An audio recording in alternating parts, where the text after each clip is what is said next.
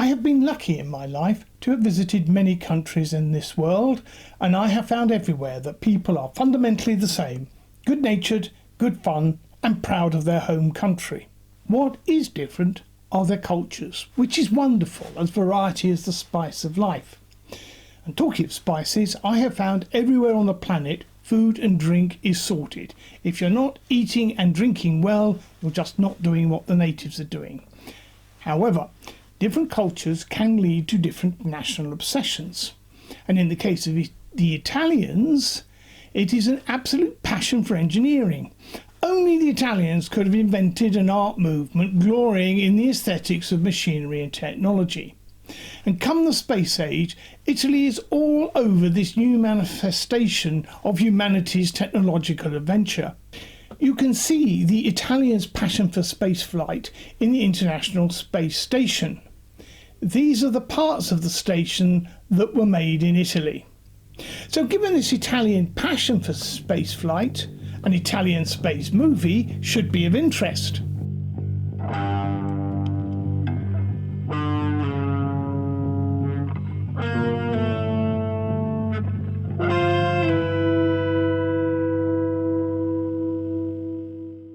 Greetings and felicitations.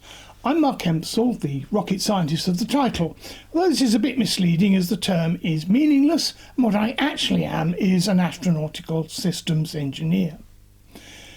And I'm on a mission to explore how space movies, television shows and other fictional media create a fantasy universe that I call Fairyspace, which is how our culture understands the universe we live in, even though it is nothing like the real universe.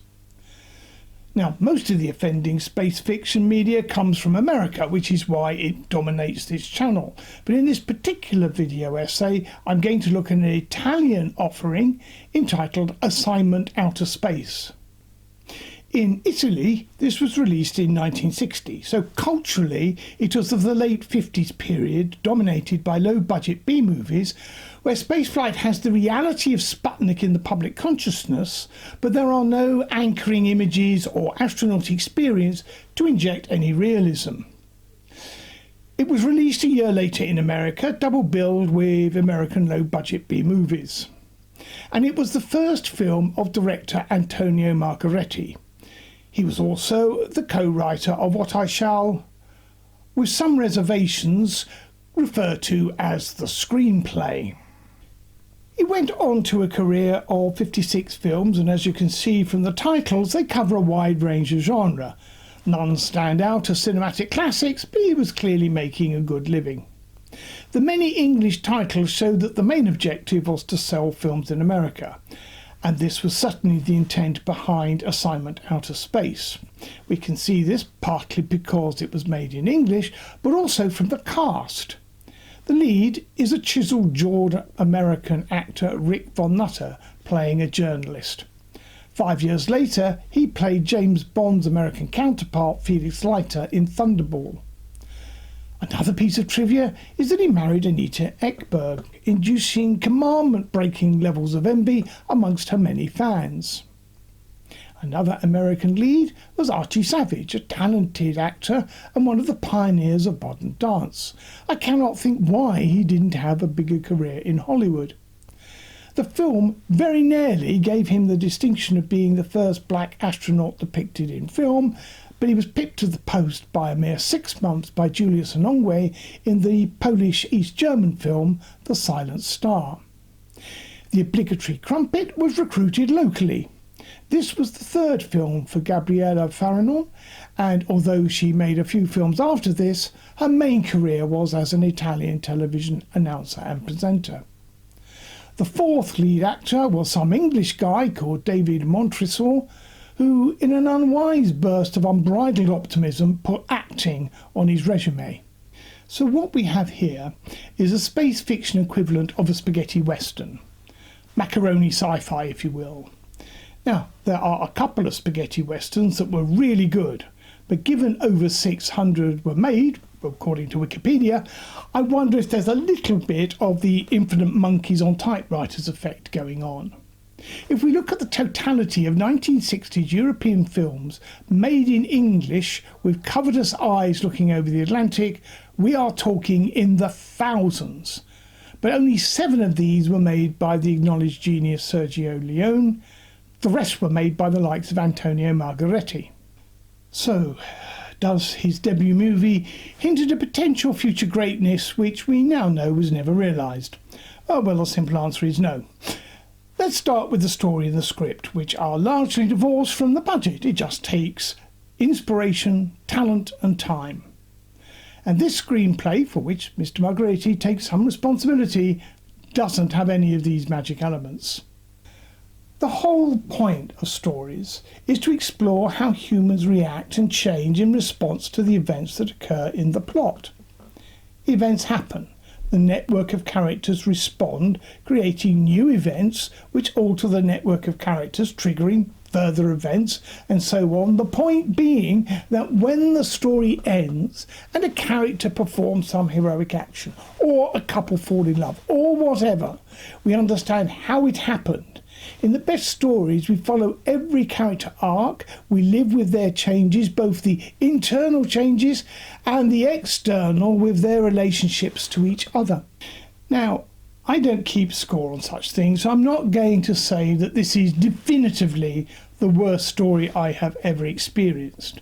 But I cannot recall watching any other movie while being so aware of the story's failings that I was asking myself, is this the worst story I have ever experienced? And it is not redeemed by the production values. The acting and directing are as wooden as a furniture warehouse. Now, some movie critic, called Philip Hardy, while acknowledging the storyline weaknesses, claims that its visual splendours are ample compensation. No, they aren't.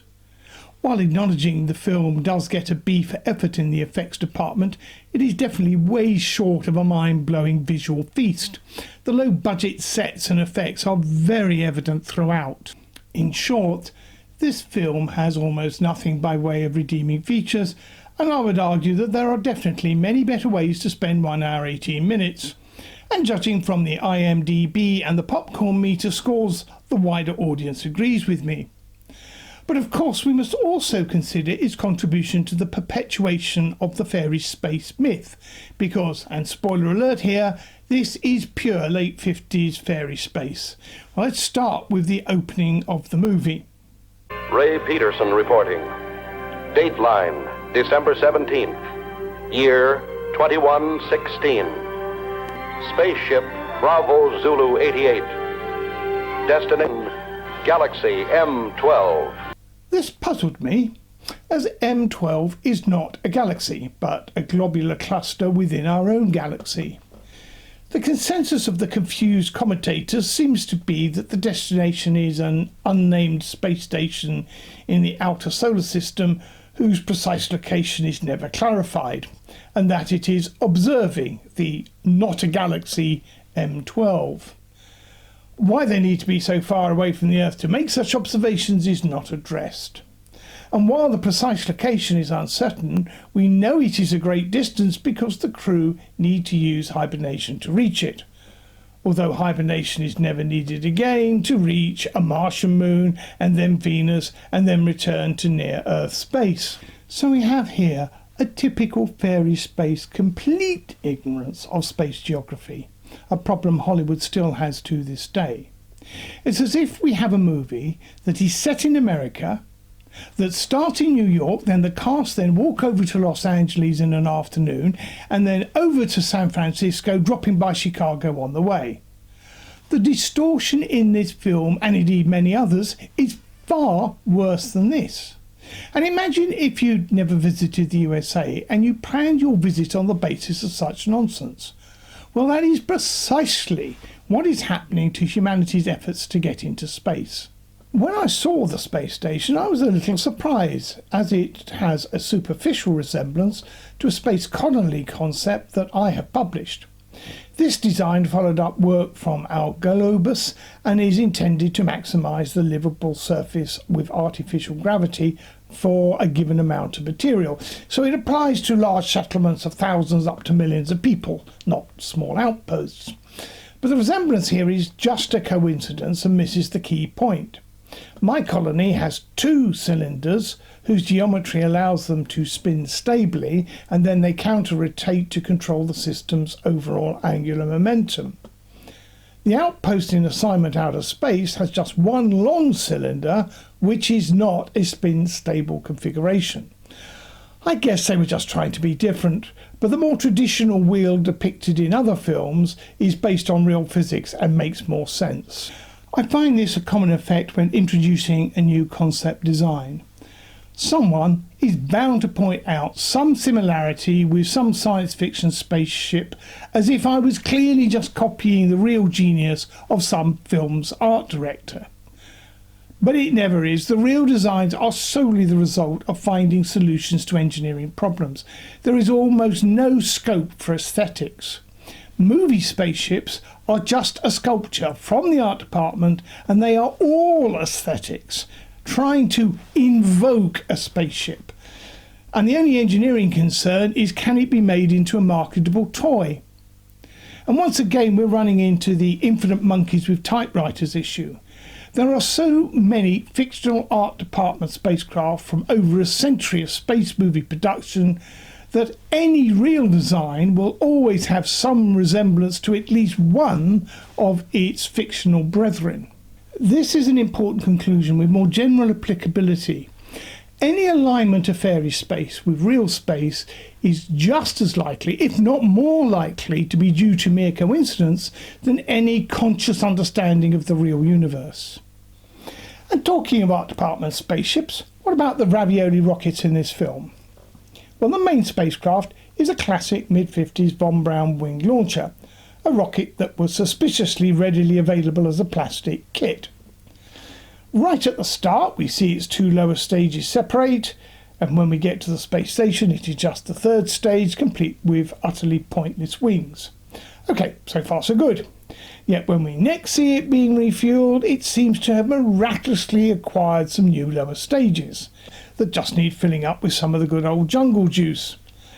Now, of course, we also have to have the old Fairyspace trope of a fireball asteroid with the terminal guidance skill of a Ukrainian drone operator, raining deadly meteoroids onto the crew who are outside in their spacesuits, one of whom is going to snuff it and join the choir celestial before getting to pensionable age. And let's face reality here. If you had a 3-second scene establishing that you are a cheerful chappie beloved by everybody, it's going to be you.